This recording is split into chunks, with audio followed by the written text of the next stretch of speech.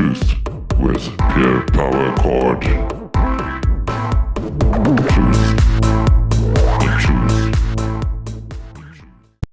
G'day, today's talk, stop explaining away your sin. Well, let's get into it. So explaining away a sin is often described as a religious context as making excuses for one's own actions, which is seen as a form of self-deception and hinders true confession, repentance, and receiving mercy or forgiveness. So what are the dangers of explaining away our sin? Instead of acknowledging our guilt, explaining away sin, also called blame shifting or concealing sin, minimizes its seriousness. This practice can also have several negative consequences based on religious teachings. So the first point is spiritual stagnation, lack of prosperity.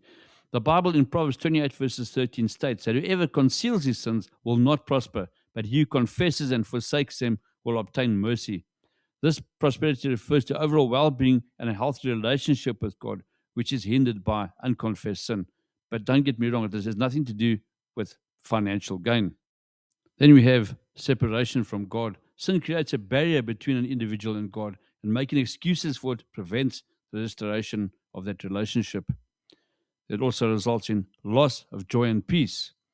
Hiding sin can lead to inner turmoil, guilt, and a lack of peace. The next one is inability to change. Confession is considered the first step towards change and receiving the grace needed to overcome sinful behavior. So when we look in the Bible, we see religious texts encourage an approach that involves honesty and humility before God and others when a sin has been committed. The process typically involves these points: acknowledging the sin. This means agreeing with God and that the action was wrong without making excuses or blaming circumstances on other people as Adam and Eve did in the Garden of Eden. Confession. This involves verbalizing the sin to God and in some cases to those who have been wronged or to a trusted accountability partner. Repentance or forsaking our sin. True confession is linked with a genuine commitment to turn away from sin and pursue a righteous life. This involves practical steps to change behaviors and thinking patterns. And the next one is receiving forgiveness. By confessing and repenting, individuals can receive God's mercy and forgiveness, which leads to spiritual cleansing and restored fellowship. So therefore, we need to hold ourselves accountable with our sin and stop explaining our sin away and blame shifting. Hope you guys have a wonderful day. Please subscribe to my channel as it helps the word get out there.